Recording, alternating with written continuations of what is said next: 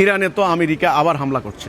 দেখেন ভাই, আমি কিন্তু এই প্রসঙ্গটা আগেও বলেছি, আমেরিকার এই যুদ্ধটা এটা তাদের সুদূর প্রসারী লক্ষ্য আছে, ওরা এমনি এমনি করেনি। যারা ওরা আন্তর্জাতিক, এরা আমরা আমাদের ভাষায় বলে মারোয়ারি চক্র, মারোয়ারি বলে ইন্ডিয়াতে এটা আছে, ব্যবসায়ী গোষ্ঠী, সিন্ডিকেট। দেশের ভিতরে যেমন একটা বাজারে যেমন সিন্ডিকেট থাকে, বাজার কন্ট্রোল করে, বিশ্বের মধ্যেও কিন্তু এরকম বিশ্ব মোড়ল, তারা সিন্ডিকেট, তারা তেল ব্যবসায়ী, বড় বড় তেল ব্যবসায়ী। এরা আমেরিকার রাজনীতিতে এরা প্রভাবশালী, ইউরোপের রাজনীতিতে এরা প্রভাবশালী, এবং সৌদি ধনকুবের এই প্রিন্সগুলোও কিন্তু এই সঙ্গে আছে। তেলের ব্যবসা আপনারা জানেন, একটা পরিসংখ্যান আমি পেলাম, এই যুদ্ধে গত এক মাসের যুদ্ধে $300 বিলিয়ন তারা আয় করেছে, কল্পনার বাহিরে। 300 বিলিয়ন মানে ট্রিলিয়নের কাছে কিন্তু চলে যাবে, মানে ভয়ঙ্কর ব্যাপার। 500 গুণ বেশি লাভ। যুদ্ধ বাধায় দিলে তেলের দাম বাড়ে, আমাদের দেশে বাড়ছে না, মুহূর্তের মধ্যে বাড়ে গেল।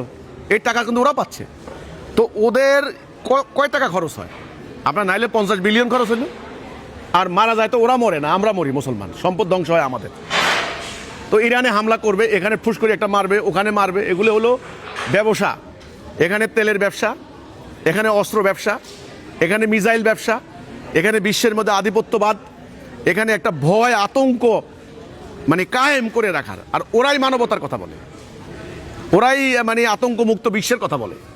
নো, এই জন্য আল্লাহ বলেছেন যে আল্লাহ খাউফুন আলাইহিম ওয়া হুম ইয়াহজানুন, যারা আল্লাহর হেদায়া অনুসরণ করবে, ফাইম্মা ইয়াতিয়ান্নাকুম মিন্নি হুদা ফামান তাবিআ হুদায়া ফালা খাউফুন আলাইহিম ওয়া হুম ইয়াহজানুন। আল্লাহ বলছেন আমি হেদায়া দেব। ইবলিস কিন্তু চ্যালেঞ্জ দিয়েছিল, আমি অরাজকতা সৃষ্টি করব, এই এই যে এইটা সিরাতুল মুস্তাকিম থেকে সরাবো। তখন আল্লাহ বললেন আমার দেওয়া পথ অনুসরণ করো, তাইলে ভয় থাকবে না। এরা ভয়ের রাজত্ব কায়েম করেছে। তো কাজে আপনি যে বললেন যে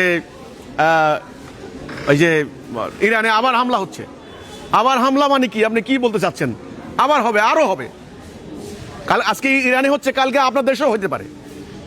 এদের ব্যবসা, তেলের ব্যবসা, অস্ত্রের ব্যবসা, ওরা অকল্পনীয় অর্থের উপরে বসে আছে। এই অর্থ দিয়ে তারা দুনিয়াকে কন্ট্রোল করছে, প্রযুক্তি বানাচ্ছে। দেখেন না, মহাশূন্য জয় করছে তারা, বিশাল ব্যয়বহুল প্রকল্প। এটা আমরা গরিব মানুষ চোখেও দেখবো না। তো কাজেই এটা হলো তাদের একটা মানে যুদ্ধ অর্থনীতিকে চাঙ্গা করার একটা নয়া কৌশল। এ হলো আমার কথাটা। হামলা এরা করবে, কিন্তু টার্গেট করছে মুসলমানকে। এটা হলো কথাটা। মুসলমানদেরকে এই বাস্তবতাকে এখন রিয়েলাইজ করতে হবে। খালি গরু খাইয়া ঘুমাইলে হবে না। গরু খাইলাম আর একেবারে পেট ফুলিয়া আল্লাহ আল্লাহ করিয়া হ্যাঁ দিলাম ঘুম, আল্লাহর সান্নিধ্য পাইয়া গেলাম না। নো, এটা বুঝতে হবে আজকে দুনিয়ায় এই দাজ্জালীয় সভ্যতার হাতে বন্দী।